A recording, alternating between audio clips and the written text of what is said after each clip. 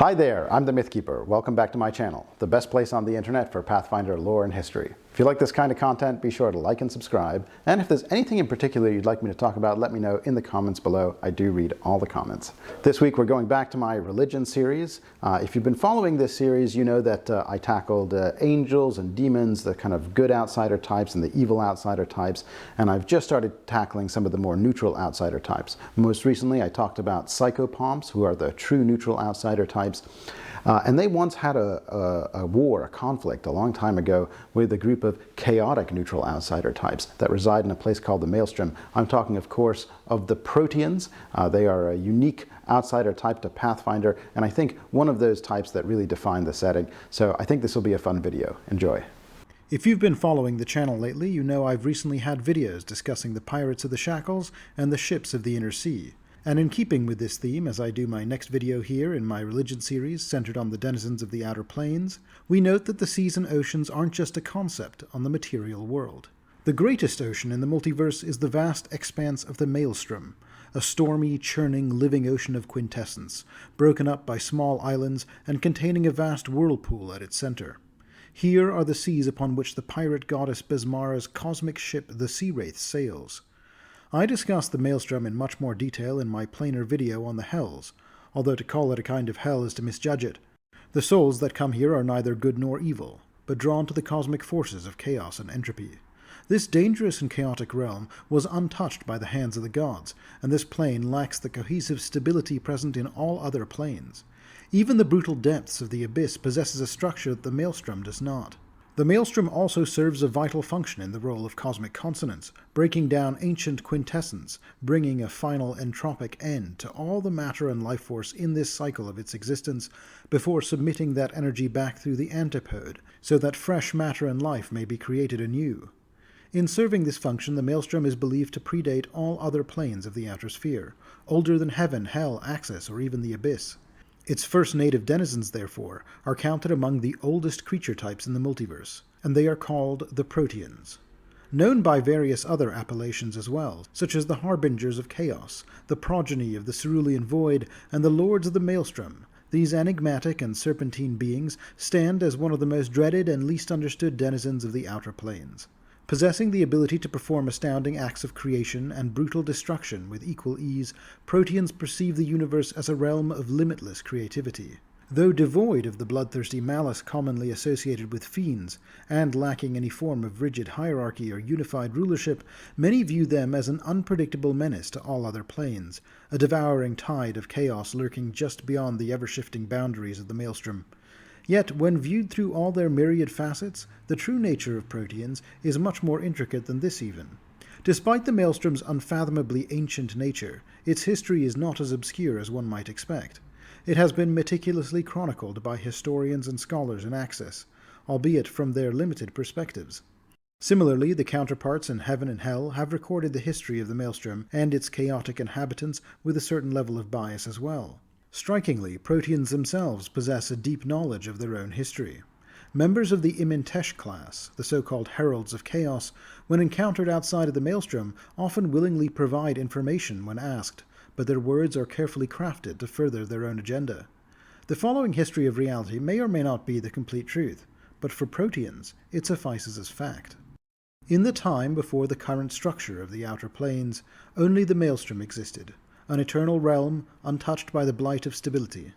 It possibly existed then as it does now, as an expansive, trackless sea of chaotic probability stretching between realities. Proteans claim the title of the first native inhabitants of the pristine Maelstrom, this realm of ultimate freedom that predated all others. Their dominance did not last forever, for as they explored their newfound realm, their very act of exploration strained reality. In some places, the fabric of the outer sphere tore open, revealing dark rifts into infinite strange potentialities. These voids were the gestating forms of the other outer planes. On some level, the Proteans understood that what was happening here was order was coming to the multiverse, and they viewed it as their purpose to prevent that from happening. However, they grew distracted. One realm in particular caught their eye, another place of chaos that piqued their interest and curiosity.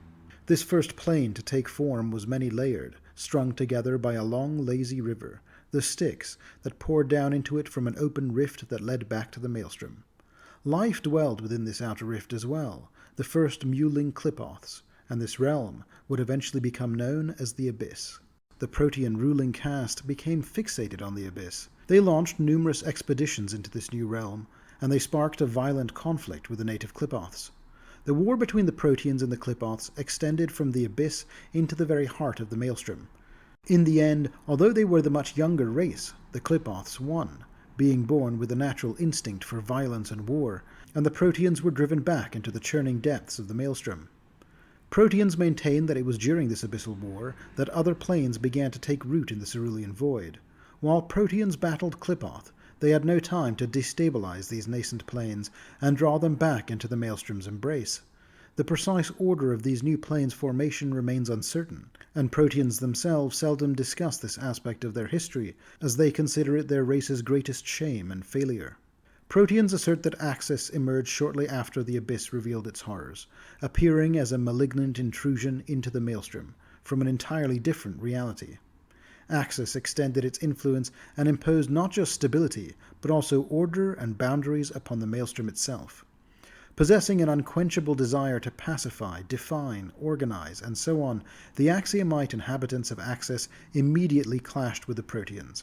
Since then, the history between the planes of Axis and the Maelstrom, or at least between the Axiomites and the Proteans, have been one of almost constant mutual attempted genocide, expanding to include other parties as the planes evolved. Despite this long and seemingly endless history of war between Axis and the Maelstrom, it has been millennia since the last significant conflict, and the current state of affairs has settled into a kind of cold tension between the lords of their respective realms.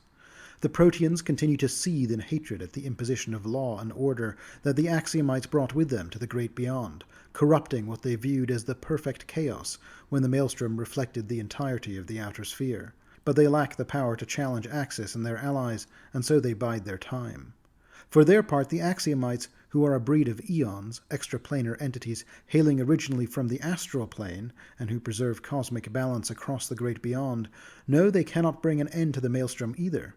Moreover, they would not wish to, because of the vital function it serves in the cosmic cycle of the universe. Instead, they focus on defense, ensuring that the Proteans lack the power to disrupt their own plans. In keeping with the chaotic realm from which they come, Proteans may take many forms, but most often present themselves as serpentine entities. Given their fluid anatomy, each Protean may possess one gender, no genders, or many genders simultaneously. Like other denizens of the outer planes, the Proteans are formed of the raw quintessence of their world, some being born directly from the churning Maelstrom itself. Additionally, while the details remain subject to vigorous debate, Proteans appear more than willing to transform mortal souls into Proteans as well, much as other outsiders do, in their own unique way. Protean society, insofar as it can be termed to be such, revolves primarily around four major castes. The common caste, predominantly made up of the Nuanet or warrior types, the priest caste, commonly comprised of Imintesh prophets, the cardinal caste, or Kekatars, and finally the rarest and greatest among them, the Isfitar, or priest-kings of the Proteans. Of course, there are individual Proteans whose power dwarfs even those of the Isfitar, the Protean demigods, but they are few in number, and we'll get to those individually later. Protean language, reflective of the Maelstrom's shifting and unstable nature, poses a significant challenge for planar linguists. It undergoes radical changes compared to any other known tongue. Fortunately, mortal lives are brief in the grand scheme of things, and while linguistic shifts are readily apparent over the course of years, most speakers can still understand the language even after a decade or more. The written form of Protean is an even greater challenge. In fact, scholars remain divided on whether a written Protean language truly even exists. Kekatars, for example, have swirling, illusory crowns comprised of numerous symbols, but these symbols lack any consistent structure beyond a general theme, with some unique symbols specific to each individual. Some scholars believe that these crowns indicate a form of written language, but if that is the case, its lexicon must be staggering. Purported examples of Protean text exist in the depths of the Maelstrom, found in Protean monuments and other structures. Most scholars find tackling this problem to be a waste of time, and simply opt for magical translation when dealing with so-called Protean text. Even then, different attempts may yield differing results, with subtle shifts in meaning. If one were to attempt to define Protean culture, it could be summed up in a single axiom. Change is inevitable, and every Protean is an agent of change. Proteans perceive the other planes as varying combinations of errors, curiosities destined to fade, or metaphysical malignancies embedded painfully in the Maelstrom's fabric. With motives beyond mortal comprehension and actions often marked by eccentricity and capriciousness, Proteans prove challenging for both mortals and many other outsiders to fathom and interact with. In many aspects, Proteans not only exist as fiercely self-determined entities of creation and destruction, but also as extensions of the Maelstrom itself. They serve as the senses, myriad limbs, and more aptly the immune system of the plane. They react vehemently against the contagion of law and stability that enters the quintessent ocean of the Maelstrom. Paradoxically, for beings born of chaos, Proteans do organize themselves after a fashion, into groupings called choruses. Each of these choruses is led by a Kekatar cardinal, or an Isvitar priest-king, individuals who share an inexplicable connection with the Maelstrom itself. Most Proteans believe that these leaders can perceive the will of the Speakers of the Depths, the name that they give to the pure chaotic essence of the Maelstrom made manifest. In this sense, all Proteans have a shared religion of sorts, a worship of the Maelstrom itself. In keeping with their chaotic nature, however, the choruses themselves have no unifying structure or shared common goal. Neither do the choruses report to the Protean demigods, though choruses often seek the counsel and aid of the gods, or offer their services to them directly if they sense the Speakers of the Depths desire this. Most encounters with Proteans occur when these serpentine beings rampage into the Maelstrom's borderlands, and beyond, assaulting other planes in their quest to restore the cosmos to its original state of unbridled chaos.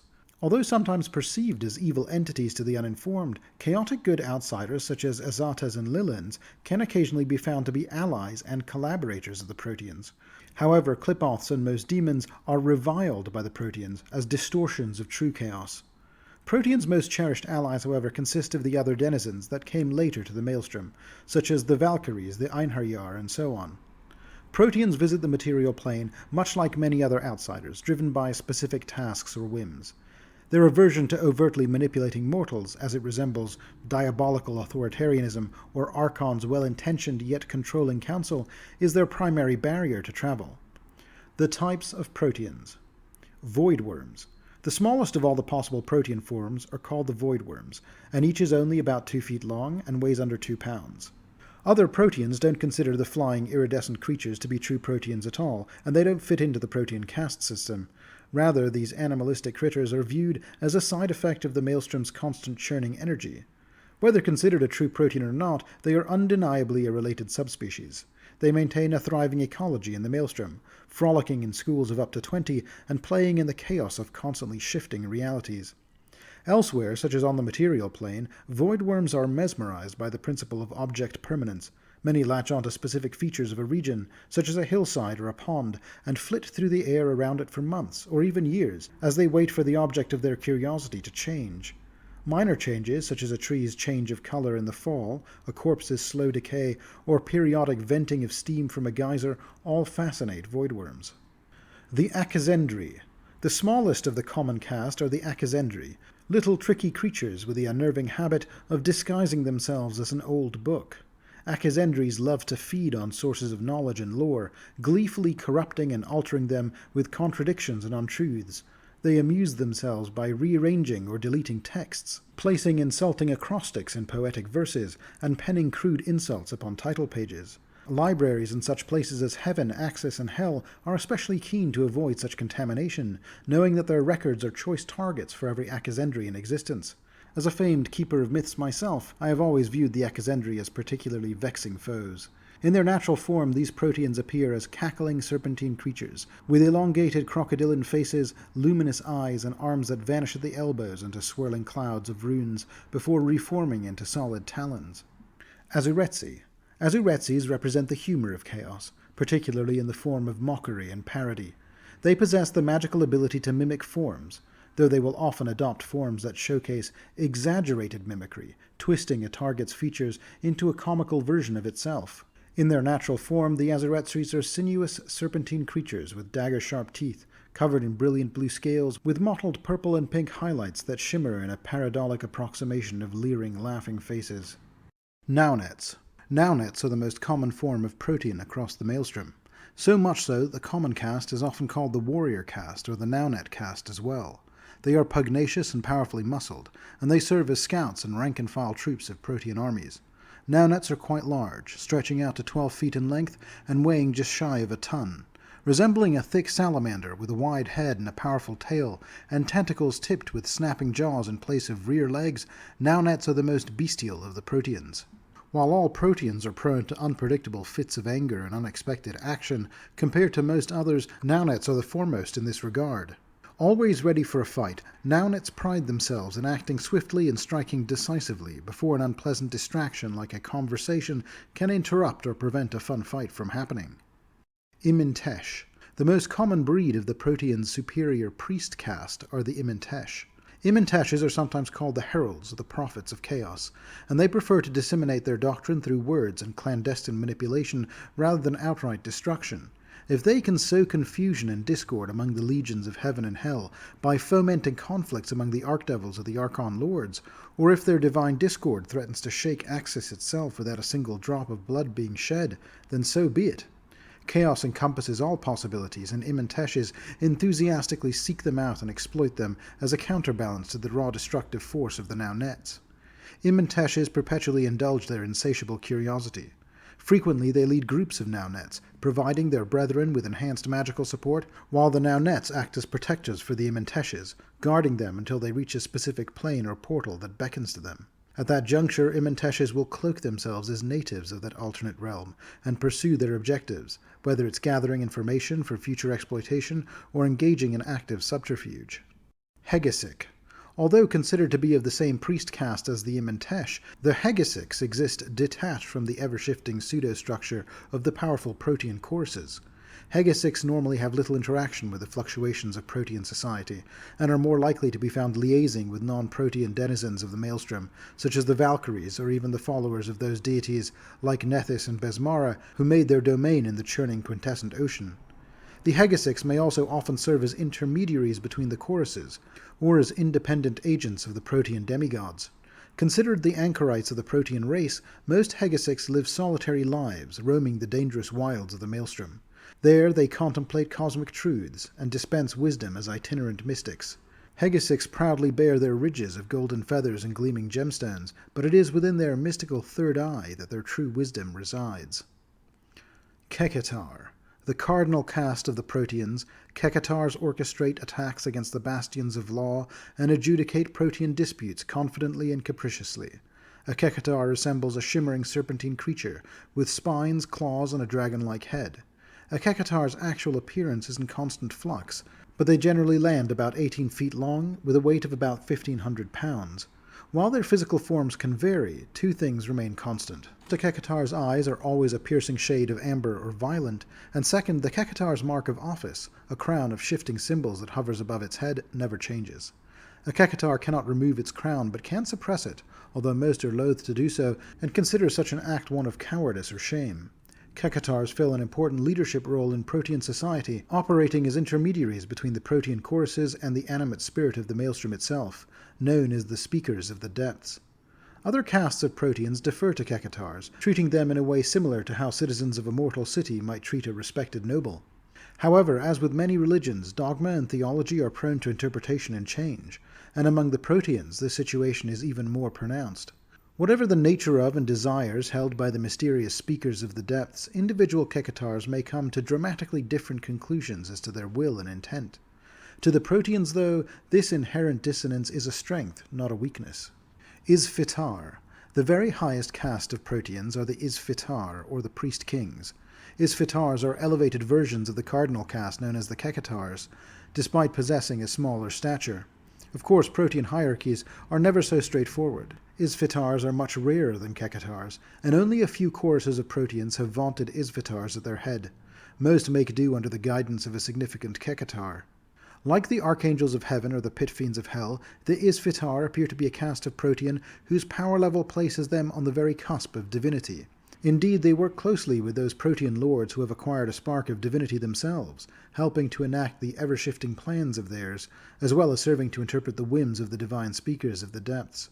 Some renowned Isfitar priest kings include Mekmilis, the first of the Mute Seers, The Lord of the Chorus of Serene Radiance, who unlike all other priest-kings and cardinals bears no crown, as he was stripped of it by a powerful mortal wizard centuries ago, who made a failed attempt to bind him into magical servitude. As well as the Trembling Whisper in the Aftermath, the Lord of the Chorus of Corrosive Silence. This Isvitar is recognizable for the constantly changing patina of interlaced lines of scar tissue that lace his body, shifting with the fluidity to match his crown. The Protean demigods. There are 4 well-known Proteans that have ascended to the ranks of lesser divinities in their own right, but there may be many others as well, because the chaotic Proteans are deceptive by nature, and they rarely seek out mortal worshippers, making individuals of power hard to identify and catalogue. The 4 best-known demigods are Il-Surish, the Wanderer. Il-Surish rarely takes physical form, but when it does, it usually appears as a lesser Protean, composed of intense cerulean light. More often the Wanderer inhabits a demon, devil, or archon, causing them to burn from within, overwhelmed by the experience. Those who survive recall an exquisite yet terrifying sensory overlord, an experience akin to a divine communion with multiple deities at once. The Asomatus Clutch, Il-Surish's predominantly Protean clergy, often share his ability to transcend corporealness and to possess other entities. Il-Surish's ever-shifting realm is located deep under the waters of the Maelstrom's expansive quintessent ocean. It is called the Labyrinth of Light and Loss, and it consists of a serpentine tangle of architectural wonders, including a great many keeps and castles, all orbited by shattered, petrified Qliphoths. Here can also be found the remnants of Argreth the Burning Monolith, who was once one of the primal inevitables, the machine gods of Axis. Narriseminek the Crownless, Maker of Kings. Narriseminek the Crownless frequently appears as a Naunet, Imintesh, or Kekatar Protean, marked by a circular scar or burn on its head as if bearing the wounds of a molten crown. In its rarely witnessed true form, it is a golden iridescent Protean with hollow eye sockets, crowned by a drifting halo of countless burning eyes. Narriseminek rarely engages with non-Proteans, as its primary focus lies in elevating lesser Proteans to Kekatars or Isvitars, and bestowing philosophy-altering revelations upon entire choirs. The followers of the Crownless dedicate themselves to prophecy and transformation, spending their time divining the future and employing transformative magic to alter not only their own bodies, but also those of willing individuals, a practice endorsed by the Maker of Kings. Narriseminek's domain, known as the Drifting Mountain, is a colossal conglomeration of stone and crystal, featuring numerous constellation islands and pulsing with a subtle heartbeat. Within lies a grand subterranean temple dedicated to the Speakers of the Depths. The whole structure is constructed around a timeless artifact called the Singing Luminous Eye of the Speakers. Ssila'meshnik, the Colorless Lord. The most prominent of the Protean lords is Ssila'meshnik, who takes on the form of an albino Protean with a halo of intertwined Kekatar crowns upon his head. Their form constantly shifts, breaking into multiple possibilities as they manipulate reality, always selecting the most opportune course of action.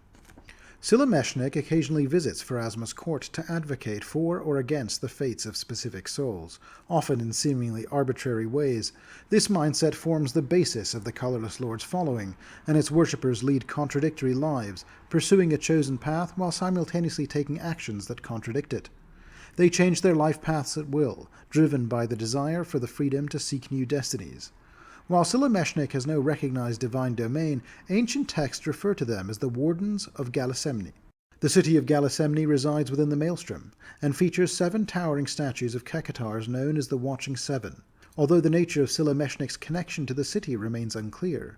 Ssila'meshnik's primary temple, an iridescent crystalline structure filled with pockets of flowing time and wild magic, is located in the city, and serves as their central place of worship. Ydajisk, the Mother of Tongues. Ydajisk materializes as a radiant tapestry of poetry, outlining a massive serpentine form reminiscent of an Isvitar, enveloped in a cloud of drifting symbols, sounds, and sensory experiences that materialize and dissolve at will. Ydajisk, despite its title, embodies no specific gender, its form ever-changing to suit its whims. Ydajisk holds a treasure trove of lost books, including Tabris's collected works, the withered footsteps of the dire shepherd, and the rubbings of the Codex of Infinite Planes.